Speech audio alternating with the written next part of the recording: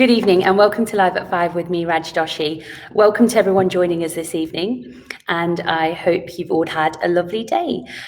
Today we are super excited to be speaking to Inspector Hart, who will be joining us shortly to discuss general policing developments and issues in and around the East Perth area. So please make sure if you've got any questions you wish to ask him today, to pop them through on the comments below, and I will do my very best to answer as many as I can in the time that we have. So thank you. Right, here we go. So, welcome Inspector Darren Hart. How are you? I'm good.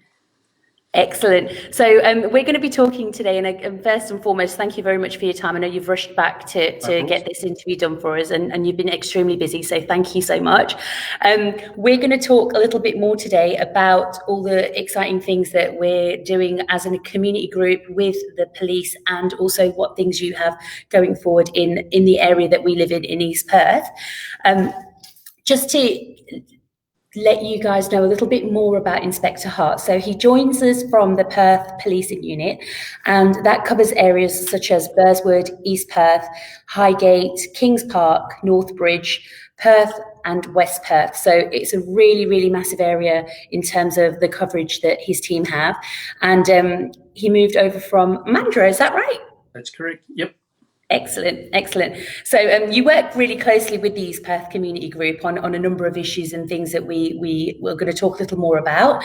However, we're going to start with a few fun little icebreaker questions just to get to know you a little bit more. So I do hope you're ready. I'm going to put my 2-minute timer on the clock, and we shall start now. What's the best movie you've ever watched? I don't think I have a favourite, but I'm a bit of an action fan, bit of an old action tragic, so maybe a Bourne movie or a Lethal Weapon or something like that. Lovely. And who's your favourite musical band? Yeah, again, don't think I have a favourite. If I could only listen to one person forever for the rest of my life, maybe Paul Kelly or someone like that. 60s, 70s, 80s or 90s, which would you say is your best decade? Probably 80s for the music, I think. Music, brilliant.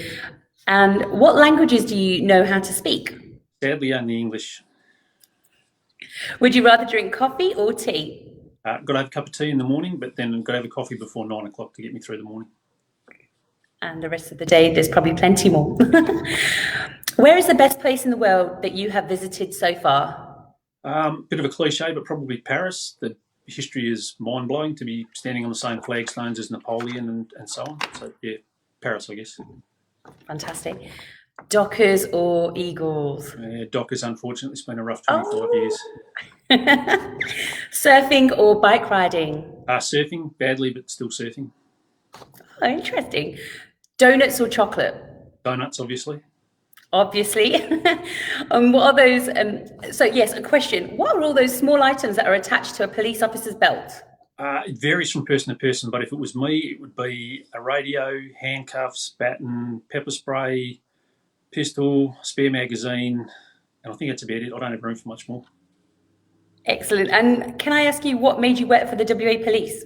What made you choose that? Look, again, a bit of a cliche, but just wanting to make a difference, I suppose. A bit of excitement and something interesting, and I've been doing it now for 26 years, so I've enjoyed pretty much every minute.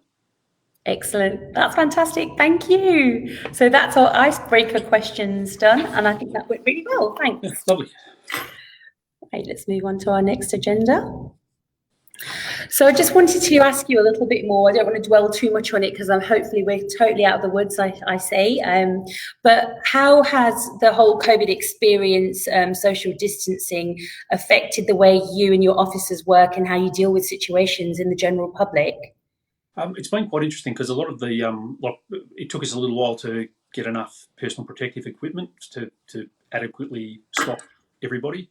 But we've got all that in place now. But it's one of those things that it's a little difficult for the officers to always have time to put the protective equipment on, depending on the situation. There's times where it's a matter of jumping on someone before they do something terrible. But touch wood, we've only had a couple of incidents like that, and all those people had tested negative ultimately. So we haven't had anybody contract COVID at work. So it's been challenging, but quite effective ultimately. Excellent. Yeah, because I mean, it's still probably difficult when you're having to deal with hotels and escorting people Yeah, from the airport and stuff like that, because you're still quite heavily involved in all of that, aren't you? yeah. But to date, our protective equipment has done the job. We haven't, as I say, we haven't had anyone contract it, so it's good. Excellent, excellent. Okay, right, let's move on to the next section. So what I'm going to do now is I'm going to actually just briefly download some information to the viewers about our census from 2016, and I'll explain why that's a little bit more relevant as we continue to talk. But I've had a look at the 2016 census and some of the stats, and they were quite interesting, and it also sort of goes into a little bit more about the demographic of what our community group is about and how it's growing. So we've got just over 10,500 people here living in Perth as of 2016, and 3,800 of those people are actually aged between 24 and 34, which was quite surprising. And 70% of them were actually born overseas out of Australia. So it just goes to show what a wide demographic this particular area is in terms of the district itself. 63% of us work full time, and 34% of us are working in professional roles. And the biggest stat was that 89% of those people in that 2016 census actually live in apartments. So surprise to some, surprise not to many, but it really just goes to show the amount of people that we've got here and what an impact by being a part of a community group you can make to change the area that you're in. So it is really important that people speak up and talk about what they want in the areas that they are in. Now, I do have a question from Alison Sanford. So thank you for your question, Alison. I'm going to read it out. So letterbox theft is rampant in East Perth. What type of strategies are in place to help eradicate or minimise this? And that's from Alison Stanford. Do you have any information or anything you could share with us on that, Darren? Look, thefts, like a lot of, I don't like to use the word petty crime because although a low level crime like stealing a credit card out of a letterbox or something could be considered petty theft, the potential flow-on effects of that to a person's life can be quite severe. So I don't like to use the word petty crime, but perhaps those lower level crimes can be quite frustrating.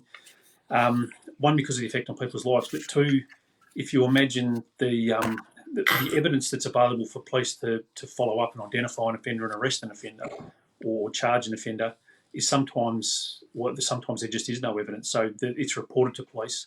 And there's very little follow-up that can be done. So things like CCTV network and, to be honest, it'll probably come up again as we speak, just vigilance by individuals. If they see something or somebody that looks suspicious or out of place, someone lurking around the letterboxes or lurking around that doesn't live there, doesn't belong there, it's critically important that you call police at the time. So don't wait and think, I'll just wait and see what happens, or drive past and ignore it. Please ring the police. We do have fairly limited resources available to patrol the area that we've got. So it's important that we get that information about what's happening, when it's happening, so that we can get someone down there, because it's all very well, we'll make our patrols through East Perth or wherever. But chances are, I think everyone knows when you're driving on the road and you see someone do something stupid, there's never a policeman around when you need one. So it's really important that you call us when you see something, and we can come and do something about it. So in terms of specific plans, nothing other than vigilance and response. And again, if there's CCTV of someone using a credit card or something they've stolen, there's always opportunities there. But it's one of those things that we do need the public's help with. So I've noticed that, especially in the East Perth area along Adelaide Terrace and Hay Street, you've got a lot of the facial recognition cameras. How effective are they actually proving in catching culprits? And I mean, obviously they're only as effective as the people reporting the crime, as you said before.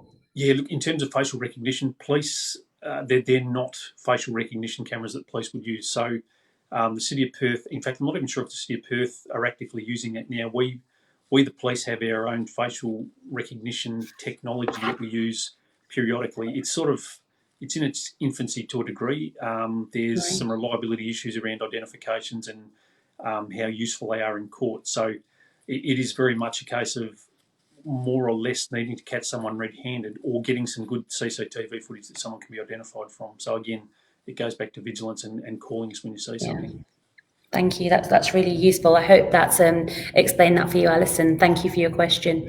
So in terms of the census and the stats that we talked about, I mean, what did you think of the stats that when you looked at them and we talked about them before? I mean, it was quite surprising, some of the things that have come out from there, weren't they? Yeah, look, the dense population and apartment living, it's probably higher than I would have estimated, but I'm not surprised that that's quite high given the number of apartment buildings in East Perth. The cultural demographic, I suppose, is quite surprising. To know that there's more non-Australian born people in East Perth than Australian born people, I guess, maybe has implications for us in the way we connect with the community. Again, which is challenging with the limited resources, but it's certainly something that I'll take away from the meeting here and put some more thought to. Thank you. That's brilliant. And then we looked more into sort of crime stats. So you're going to provide us with the stats that you have. But one of the biggest things that we've noticed in and around the area is robberies and people stealing things. So whether it be stealing bikes from a local apartment block, stealing letters like people are experiencing. In the stats and the things that you have, graffiti is also another one that we're having real bad issues with along the terrace at the moment. But in terms of actual statistics and the reports that you get, what would you say are your sort of top 2 or 3 areas that are the biggest focal points for East Perth that you have? Yep. So in terms of probably my number one issue for East Perth is stealing offences generally. Now, we break stealing down into retail theft, stealing from motor vehicle, stealing from a dwelling, and then stealing from other places. So I'm just checking my stats here now. So retail theft is the big concern for us. So that's, and I'm talking year to date. So this financial year to date, so July last year to today, as compared with the previous year. So retail theft's up about 100%, and that equates to roughly 100 offences, which is a concern. That's an extra 1 every 3 days. Challenge there is targeting it. So if you've got 1 every 3 days, it's very difficult to have a police officer at every potential bottle shop or small deli or convenience store or something like that if it's only happening once every 3 days. However, only once every 3 days equates to a 100% increase. So clearly it's something that we need to have a look at. So we're sort of looking at branching out into probably some engaging with the retailers and looking at maybe trying to get some sort of coordinated banning notice program in effect. So whereby a retailer can choose to ban somebody, we'll support them with the service of that ban and then enforcing the ban later on. So the next time that banned person comes back to the store, rather than potentially being another stealing, that person can be charged with a trespass offence because they've had their implied right to enter the shop removed by the banning notice, so they become a trespasser if they return. So it gives us, I guess, an extra, the next level of prosecution as opposed to just the stealing offence, if that's the thing.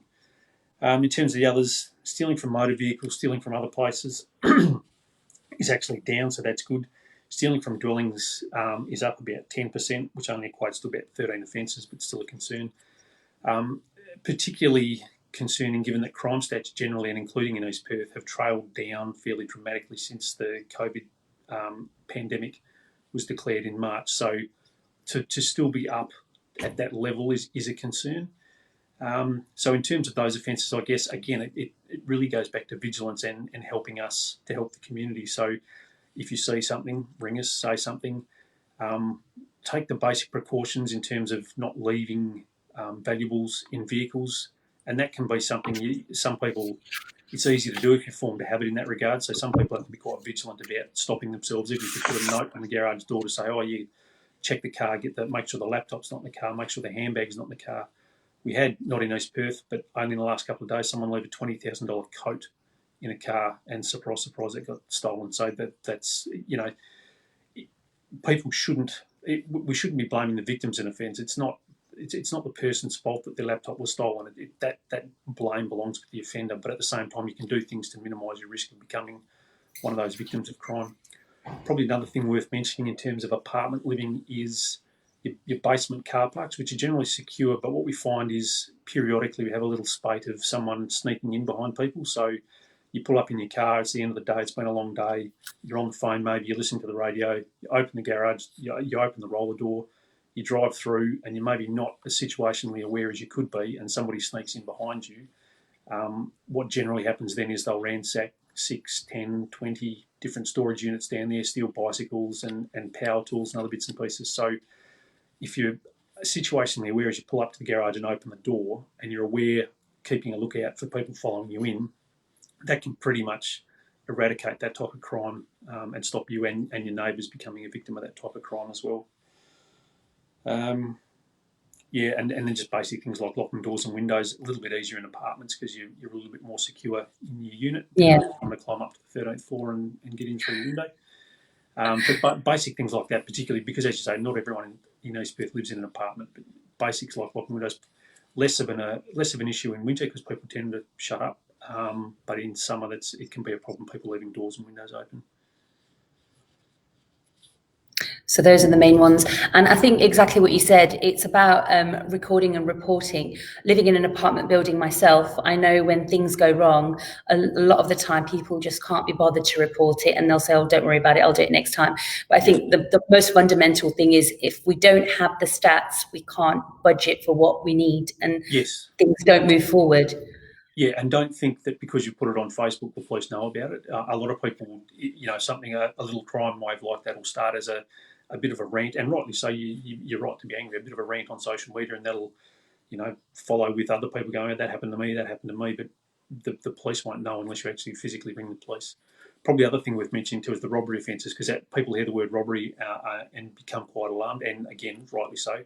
A robbery offence in terms of the way we measure them is a stealing offence where there is some element of violence, either actual violence or threatened violence to facilitate the stealing. So the increase, I think there's about a 50% increase over the year to date, which equates to 6 offences extra. So in terms of the number of offences, you're very unlikely to become the victim of a robbery offence. Most of those robbery offences are a shoplifting type offence where somebody has intervened and there's been a threat of violence from somebody to. So not to diminish that, that's still a serious offence, and we investigate those quite hard. But people shouldn't be afraid to walk around. It's not like you're in danger of being robbed on your way to the bus or something like that. That's not something we see very often in East Perth at all. Yeah, absolutely. And in regards to the graffiti that we mentioned briefly before, I will put some details up that you've provided us for reporting things like that, because if they are on the pedestrian side of the main road, then the City of Perth do assist and help with clearing that. So don't feel that you're the only one that has to do it. So I'll pass those details on after this. So thank you for that. Now, how can the community help? So a couple of questions that people have given this week are around the fact that there is a lot of antisocial behaviour in and around the East Perth area, and sometimes you want to be able to go and approach it, and you want to try and maybe help somebody if a woman's being attacked or even a man is being attacked by somebody else. But you're obviously very cautious and you don't want to approach individuals because sometimes people may be on drugs or just generally very angry. They don't want to put themselves in danger. What would you recommend for people who see these incidences and want to do something and want to help but can't? What can they do? Yeah, look, so I guess there's a whole range of incidents that you might witness if it's something like antisocial behaviour, and this is the 4th time it's happened this week. Before you jump in and remonstrate with somebody and give them a piece of your mind, you probably need to just think about whether it is, as frustrating as it might be, is it worth doing that? Are you going to achieve something? Are they going to take something away from that and change their behaviour? Probably not. Is that going to put you at risk? Yes, possibly. So, is it worth it? Maybe just ring the police and yes, it might take a little while for the police to get there. They might get there and the people have moved on. But at the end of the day, everyone's safe and nobody's hurt.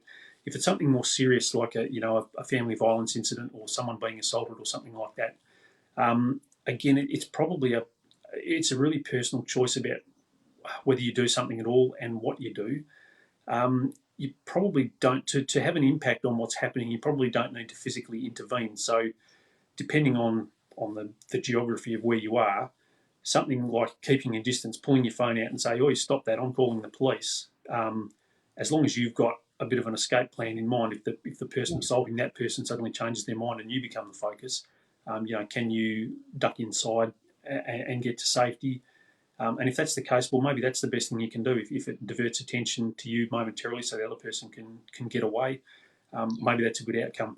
Obviously, critically, as you're doing that, you are actually calling the police, because if it's something serious like that where someone's being hurt and potentially you or others are at risk, you've got to call the police straight away. So in terms of calling the police, all this stuff's on the website if you need to check it later, but for general routine police attendance, 131444 is the number, and that can be for reporting suspicious behaviour, or for a low-level incident of antisocial behaviour that you need police attendance for. If it is something where someone's being seriously hurt, then just ring 000. That'll go straight through to a police operator. Don't ring the Perth Police Station. I can't guarantee that someone will be free to answer the phone. That's what the numbers are for. They go through our call centre. That'll be answered, and it'll be dispatched straight to one of the cars or pushback patrols that are out there to get to as quickly as they can. So touching on the pushback patrols, I know that it was really, really effective in Victoria Garden when you had the guys circling around during those periods, and it's kind of moved, not completely, but it has moved the problem away from that particular spot.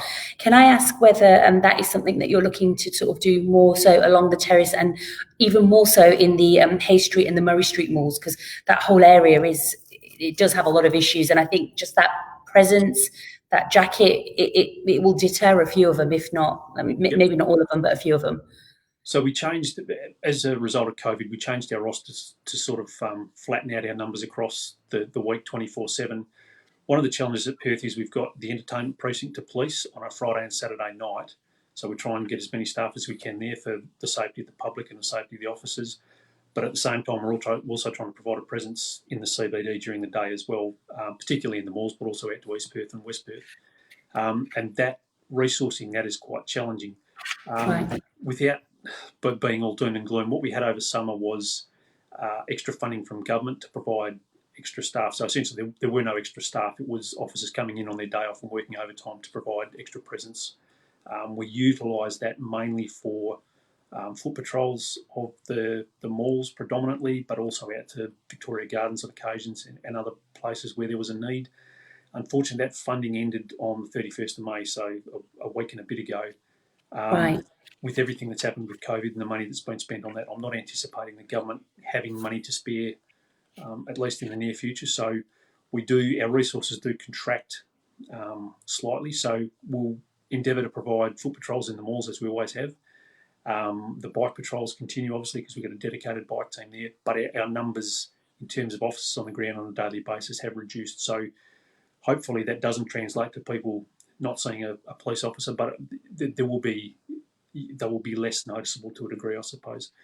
But again, this goes back to the critical importance of people calling and letting us know where there's a problem, when there's a problem, so that we can target what resources we have, hopefully to best effect. Lovely. And I mean, moving on from that to a very similar kind of program that we're trying to get a grant for, which is to work with the Noongar outreach program. So I know that you've supported us with that application, so thank you for that. That is going to be something that's pretty valuable in terms of allowing the East Perth area to help sort of reduce antisocial behaviour. And not just that, it's sometimes where you have Indigenous people who are out of country and they're not local to the area. They might be here visiting family, they might be in hospital on appointments, and they just can't find their way back to accommodation. So this can potentially then cause antisocial behaviour, alcoholism, and over time, sometimes domestic violence. So this outreach programme is going to allow, if successful and the grant goes through, it will allow us to intercept before the police get involved, but have a team who are from the Kimberley region, so they understand the culture, the way, and how to address the situation in a different way, in terms of when you guys attend, it's a different process and a different route you have to follow in terms of infringements, fines, possible court, depending on the nature of what's happening. So how do you work with the Noongar outreach program at the moment in Northbridge and other areas, and how effective are they? So Perth Police Station, I think it must be getting on for 15 years or more now. I've been working with Noongar outreach. It started as I can't remember what it was, the Noongar Patrol, which was predominantly Friday and Saturday nights, and the focus initially was kids, Aboriginal kids who were out and about in Northbridge or Perth, unsupervised and clearly unsafe and at some sort of risk. So Noongar Outreach have been part of that program, as I say, for years. As their reputation grew, their organisation's grown, they've moved out into sort of broader outreach and support work. So we use them pretty regularly, in fact, almost on a daily basis, just trying to find some more culturally appropriate solutions. Because as you say, that for a lot of these people, an enforcement outcome in terms of the police coming and issuing a move on notice or a fine of some sort really serves no other purpose than to further complicate their lives, I suppose. They don't have money to pay the fine in the first instance. Finding them rarely fixes the problem. So it's about trying to find other solutions. And only as recently as yesterday, my guys had an Aboriginal person who unfortunately had too much to drink, fallen down on the road, wasn't injured, but was so drunk they couldn't walk. So our only option was that we had no home to take them to. The only option was to take them back to the station as a drunk detainee. They hadn't done anything wrong, so the last place they really need to be is in a cell. There's a massive risk around that. So I called the Noongar Outreach Service. They came and helped the person and took them away and found them somewhere to be while they sobered up. So they do some fantastic work. And as I say, it's culturally appropriate.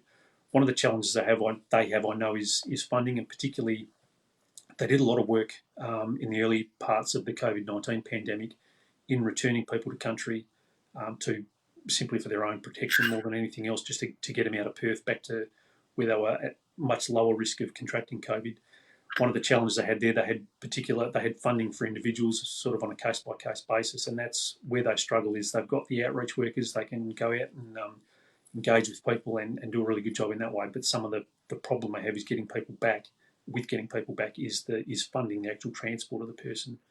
Right. So yeah, they do good work. And the East Perth Community Group, it's a really clever, proactive initiative by the group, which I certainly haven't come across something like that previously. So to see a community group, and obviously working with we have meetings with the City of Perth from time to time with the East Perth Community Group, but for the group to sort of take that initiative on their own, I think shows a level of insight into a problem and looking at not relying on necessarily the city or the police alone to solve the problem, because it is one of those wicked problems. But doing something proactive and looking for a solution from within is very commendable. Absolutely. Well, I could talk to you all evening, but I'm sure you don't want to talk to me all evening. So I will stop there. But I have had an excellent time speaking to you, and just a wealth of knowledge, and I'm going to make sure that you come back to speak to us a little more next time, because it's been really interesting. And hopefully we get this grant, and when we do, and if we do, it will start at the latter part of the year, sort of December, January time. So I'm sure we'll reconnect then, and we'll talk about some ideas and some things that we can do to make it even better than it already is. Yeah. But for now, I'd like to thank you so much for your time once again, and have a lovely evening. And thank you for everybody who was listening today. Thank you. Bye-bye. Thanks, Raj. Thanks, everyone. Thank you.